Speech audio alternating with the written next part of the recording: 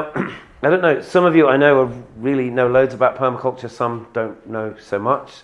So I thought I would just start off with, I just want to give it by way of background. I'm going to give you a definition, and then by way of background, I'm going to just sort of introduce a bit about how I got involved in permaculture, which actually takes me back a few years, and then bring you up to date with some of the things in between.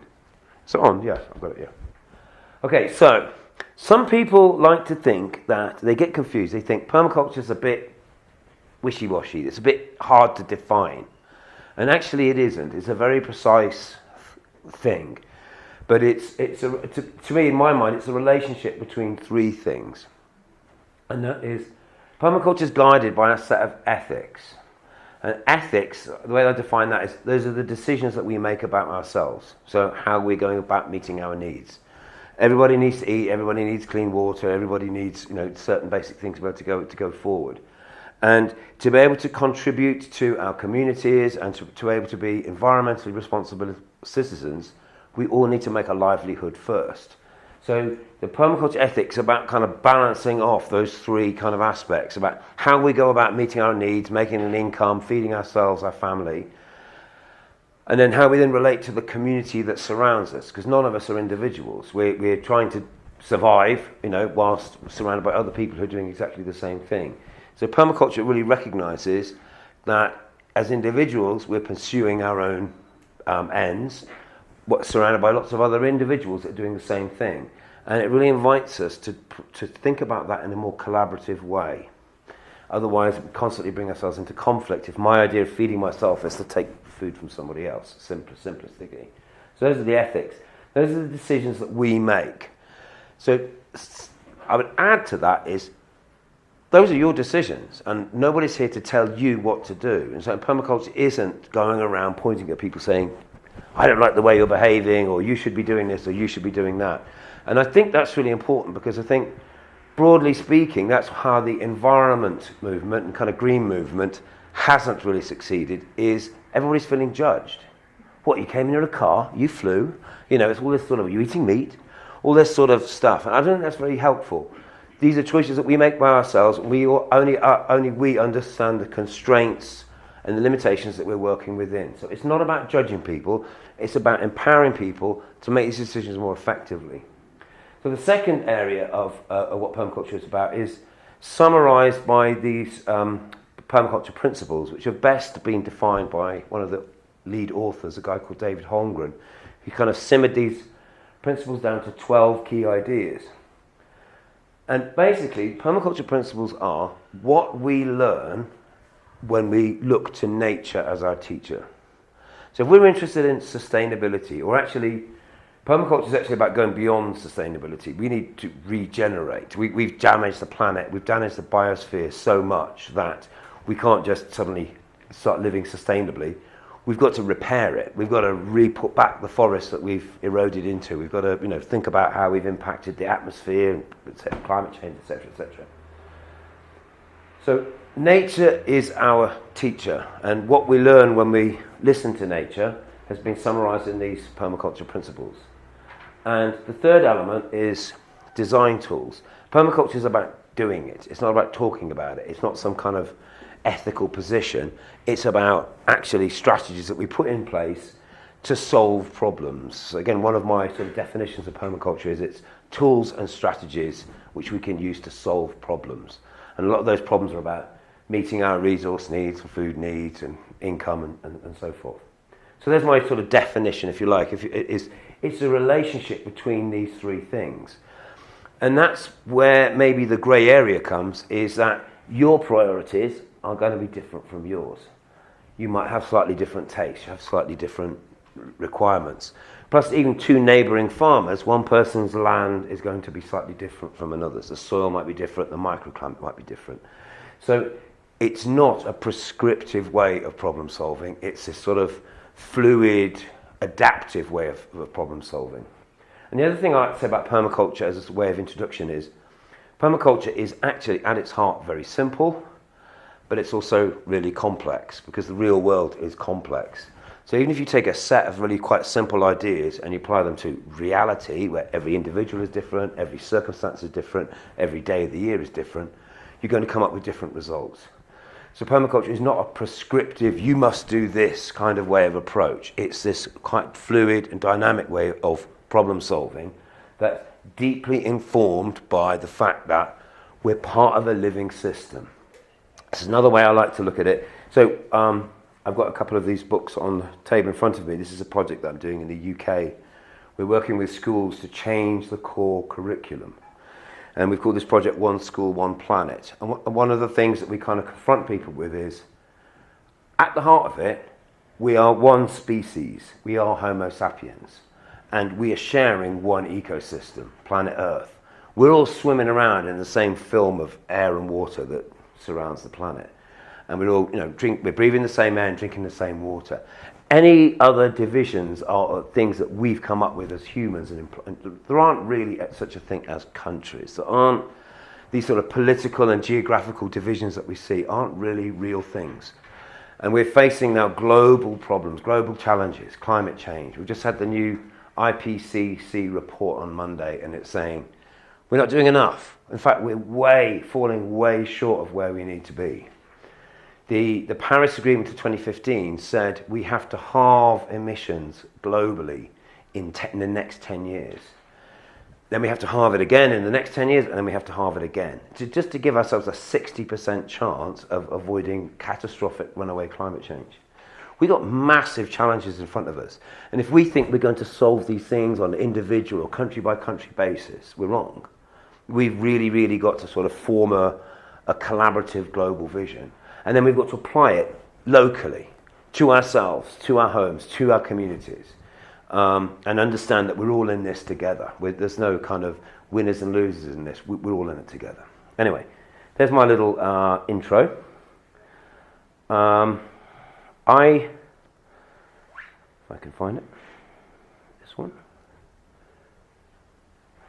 I came across permaculture in 1991 in Zimbabwe, and I was living and working in the region of Chimanimani in the eastern district of Zimbabwe, and I studied my first permaculture course at a Fambidzanai training centre in Harare.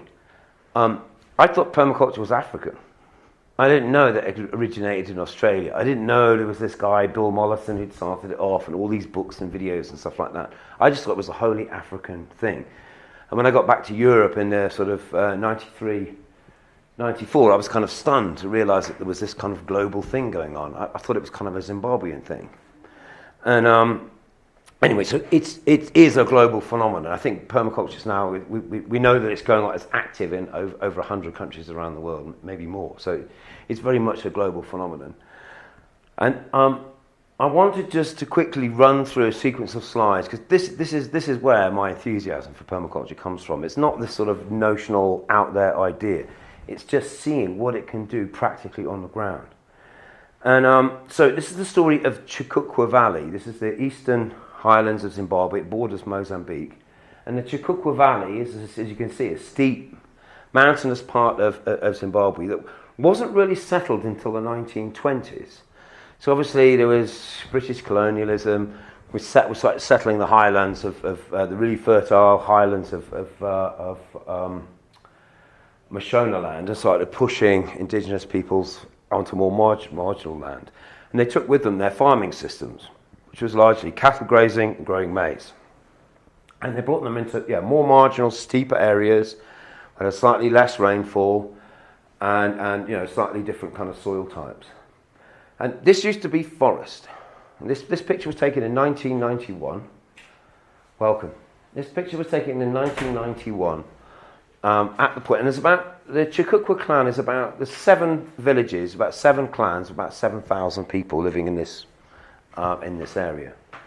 And this household here, one of the many households scattered along this valley, were the initiators of the permaculture, or the Seluk permaculture project. And in 1991, they went to it was in the dry season, they went to their well to draw water, and there was nothing there. This is hours drive from the nearest road. This is a remote area. So these are people who are used to using and totally relying on the resources that they've got within their community.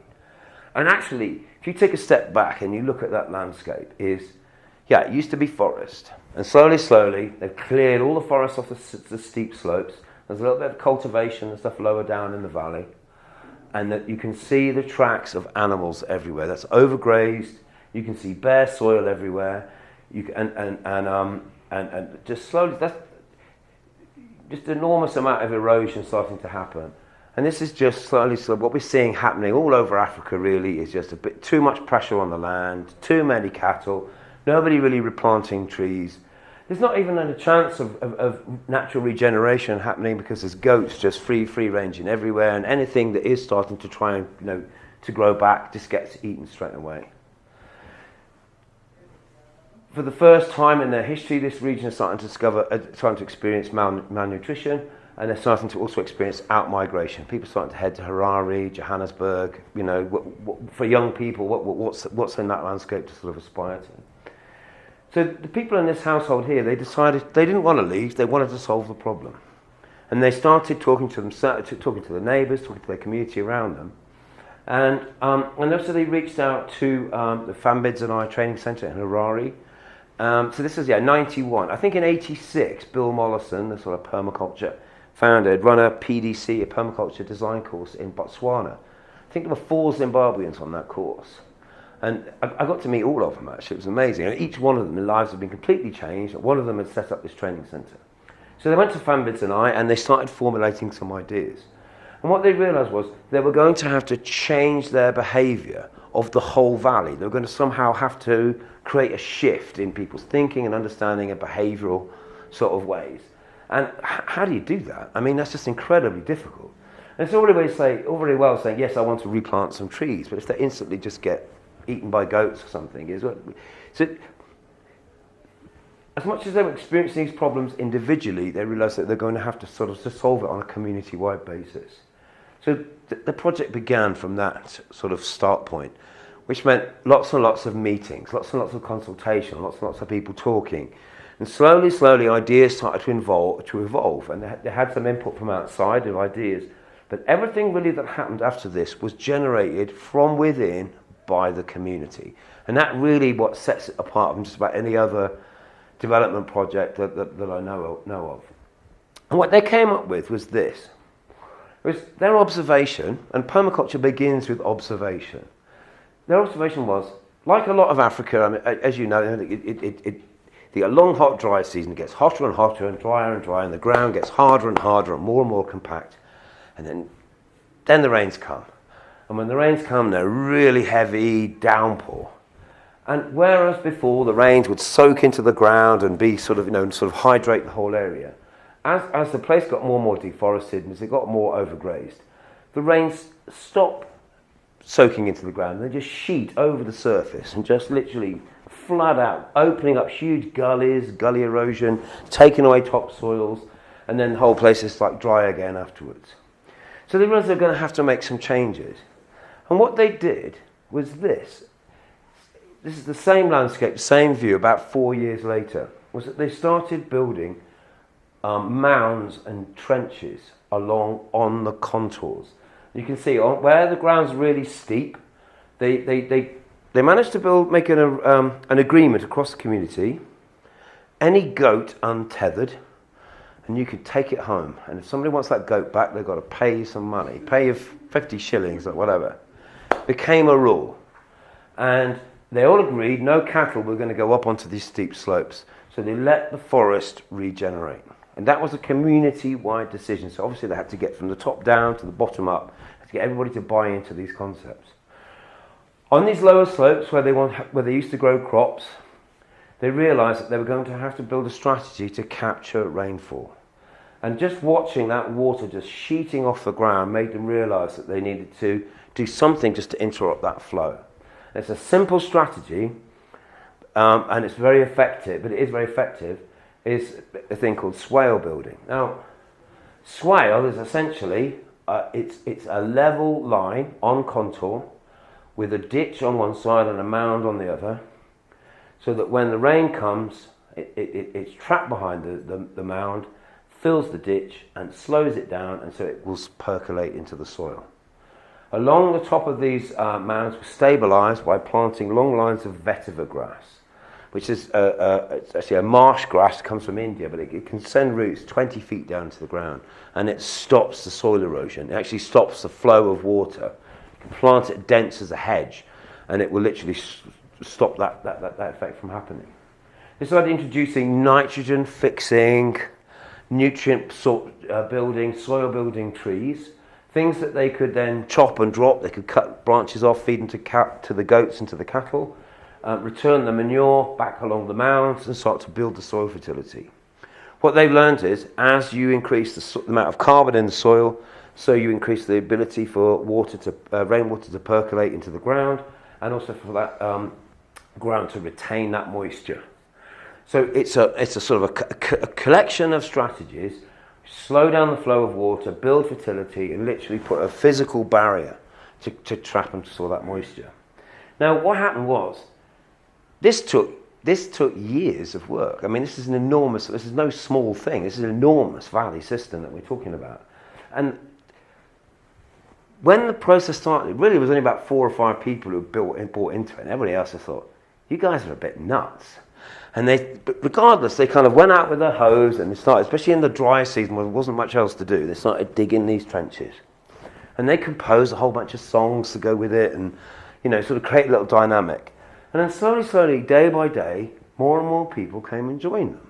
And they created this sort of behavioural shift where slowly, from being a dozen or so people, it became hundreds of people.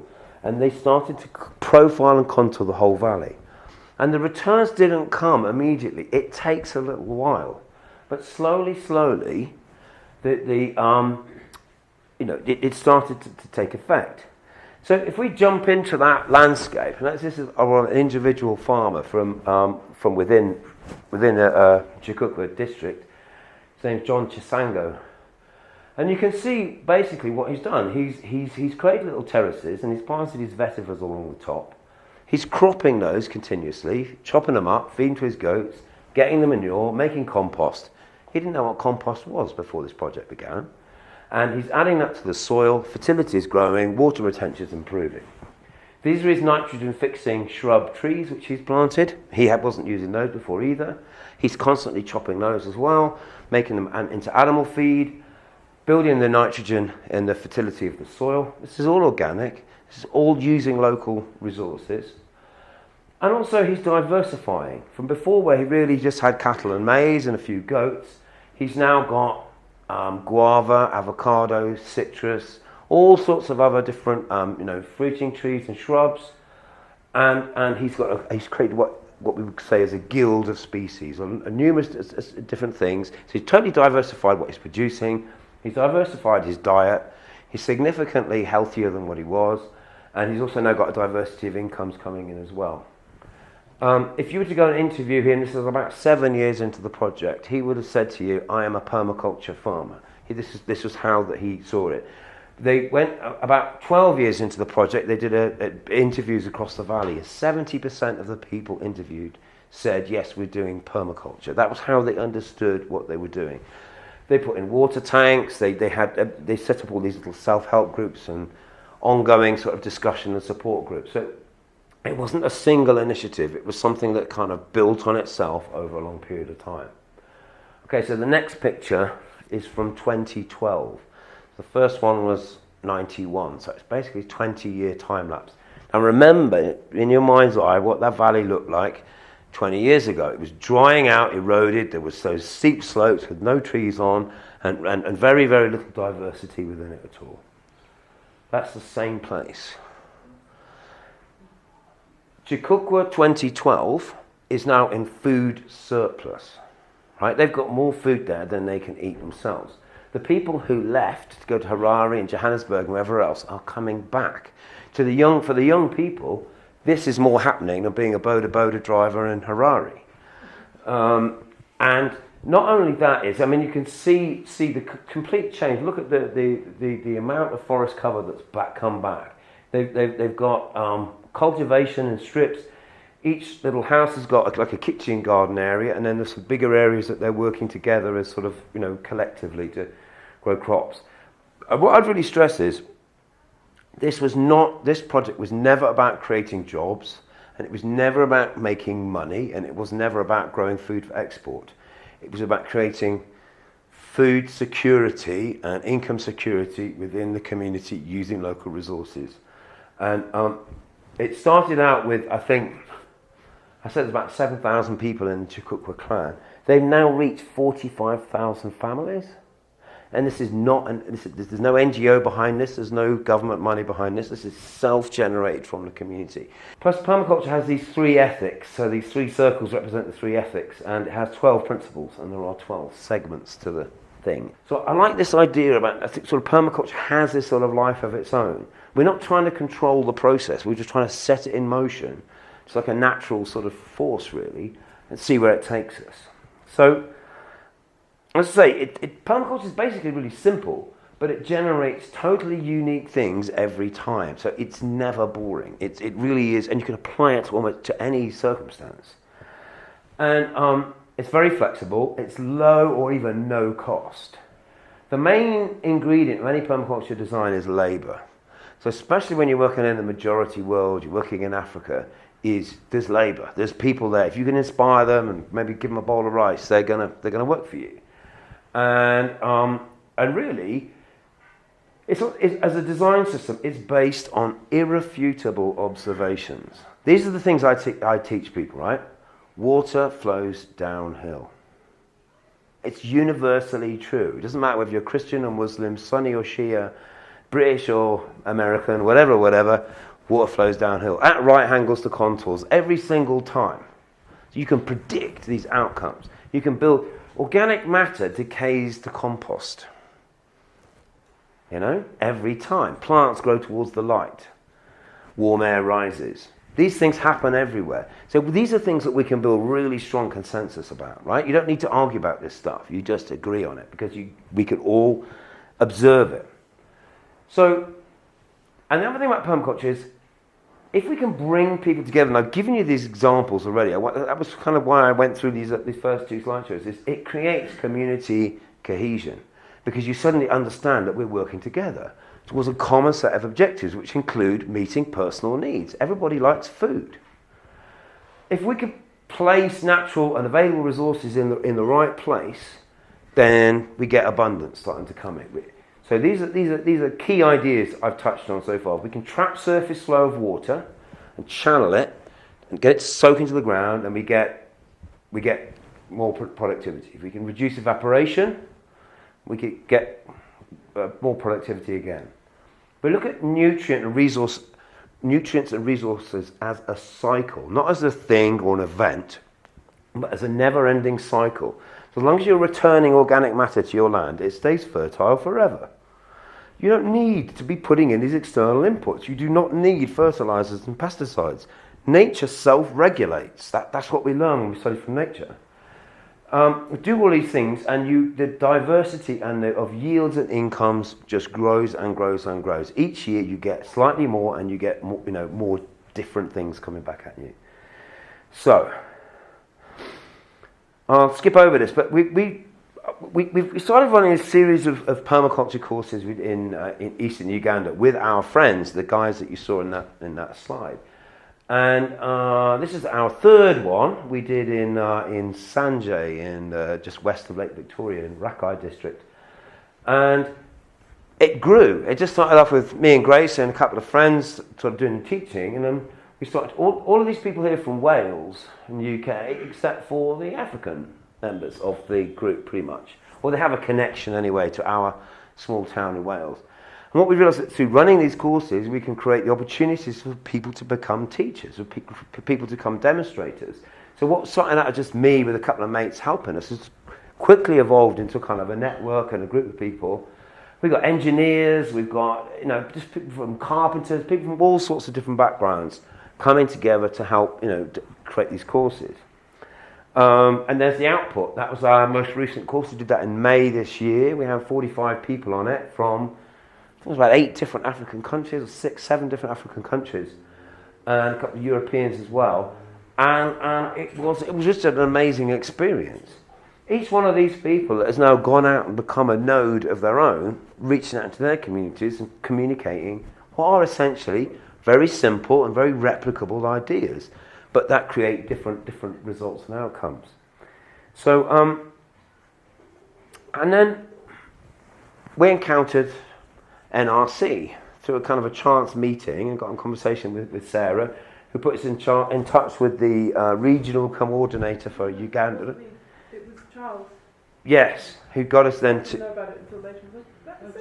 Oh, right, you're right, yes. No, it wasn't me. I didn't. Okay, and then so we ended up in touch with Dominica, a woman who's a permaculture enthusiast in Kampala, working for NRC, and she said to us, she was very interested in how we could use permaculture design to take it into the refugee settlements as a tool to sort of build resilience and income without just throwing resources at it. Because the thing is, as soon as you start looking after people, you've got a million people displaced, standing in the middle of nowhere, and you start then trucking in water and food to them, you've now created a situation of dependency.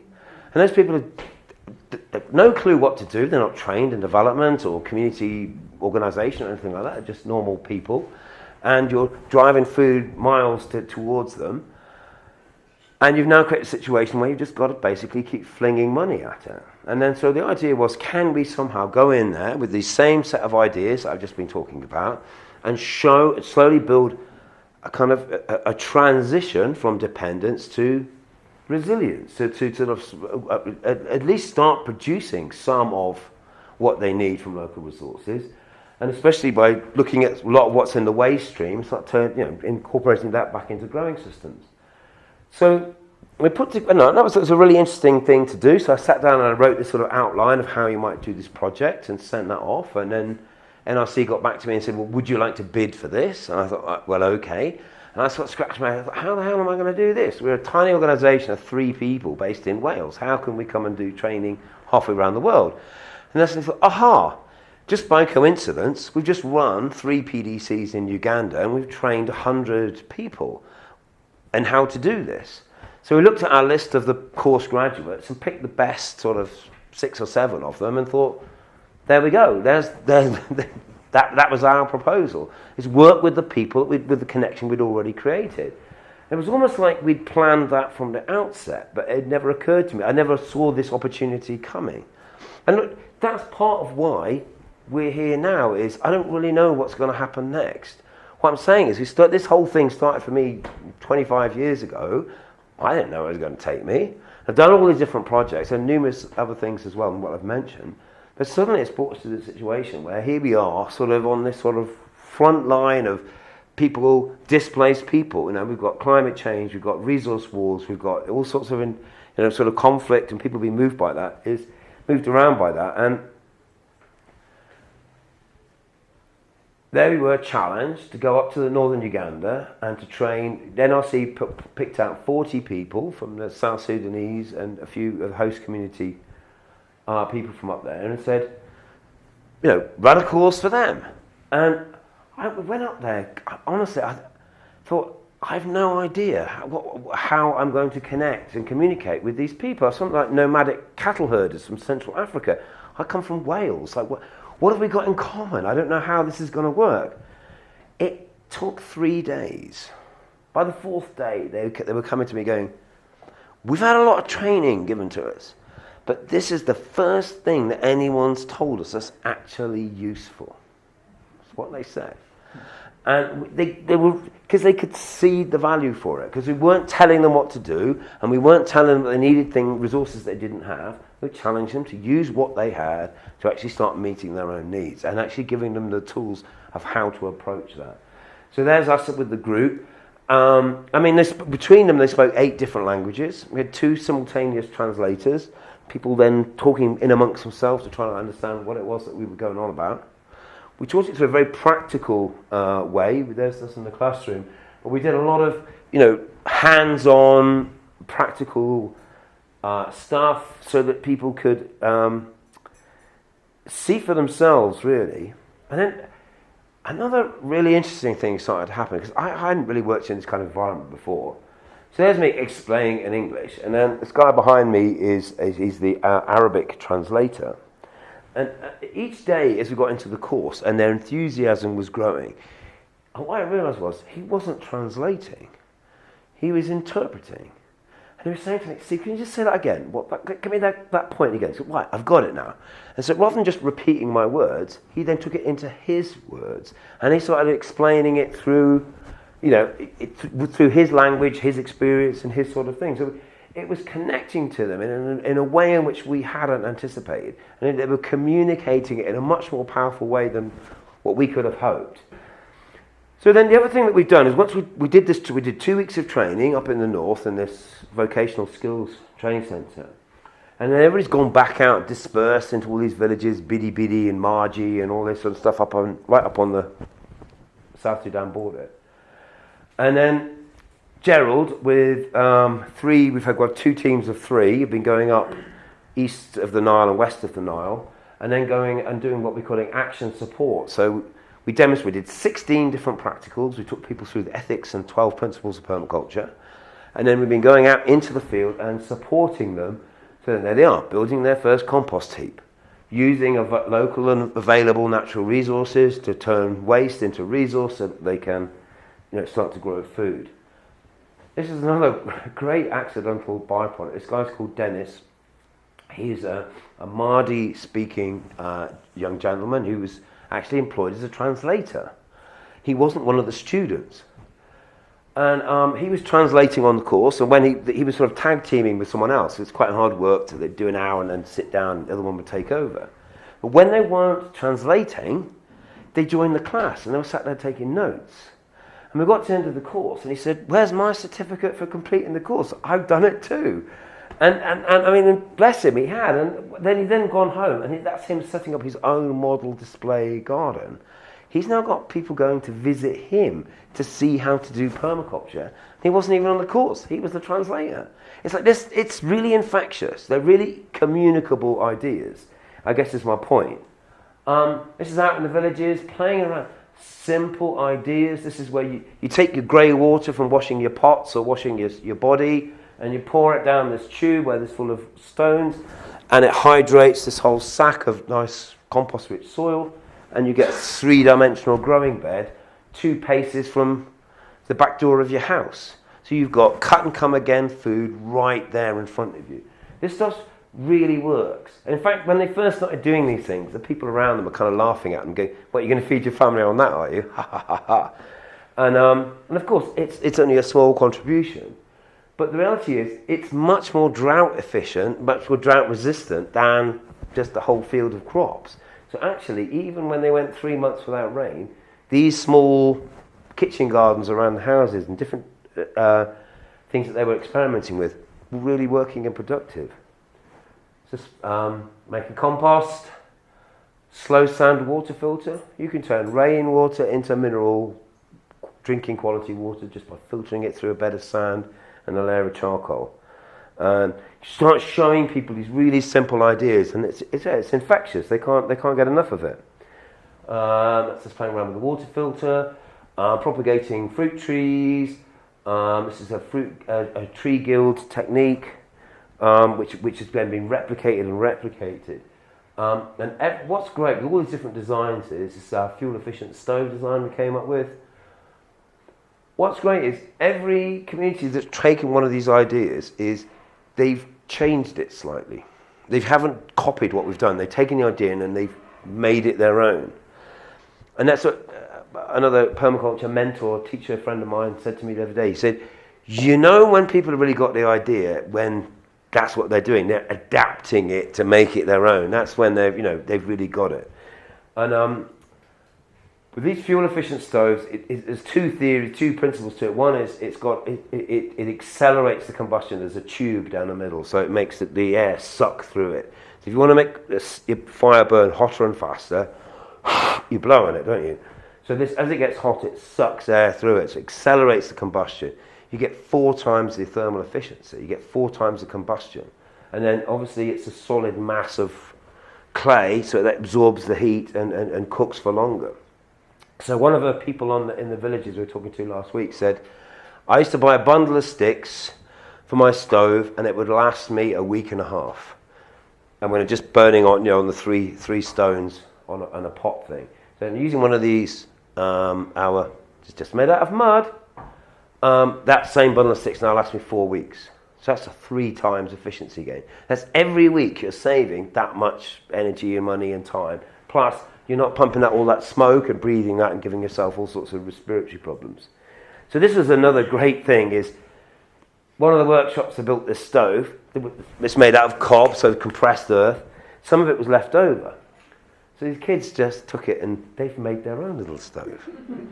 This is how people learn. This is unintended. It just happened, And actually he went back and said actually he'd fired it a week later and they actually were trying to sort of cook on it. And it's like, you give people ideas and they play with them, they make them their own and they replicate them. And people learn by doing and copying. Just look at the look. I just love the look on that girl's face. She's really chuffed with herself. She's really pleased, She should be. It's great. On it goes, really. It's been an incredible journey. And we're only 6 months, we're not even 6 months into this project. And we can already see these ideas propagating. This is a mobile chicken ark, so you can move your chicken around, keep them safe, and use them to plough the ground for you. You move it every day, let them clean the ground, move it again. This Keyhole Bed Garden, it's been copied and adapted so many times now. But it's a really water efficient composting toilet. I said with the thing with the food waste composting, if you can get up to 70 degrees for 48 hours, it kills all the pathogens. Well, you can do the same with toilet compost. It's a much, much cleaner and odour-free and disease-free way of managing human waste, is composting it. Not these pit latrines that stink and have flies coming out of them and are still not perfect at reducing diseases. I just think there's so much innovation to be had yet. Once you get into a kind of this framework, permaculture is about solving problems with biology. That's another way of looking at it. Understanding the systems and the processes of how they work. And I could just go on and on. This is a super fuel efficient stove that cooks on wood gas and then retains charcoal behind. So you, in the process of creating charcoal, you get all this heat, you cook your dinner on it, and then what's left is a really high quality charcoal, which I don't know how much you know about biochar. I'll chat to you about that later, but you can use it to filter water, you can increase the nutrient uptake from grazing animals, you do all sorts of stuff with it. And then there's wonderful pictures of people completing their courses and getting their certificates and everything. And as we say in Wales, diolch yn fawr. Thank you very much for listening.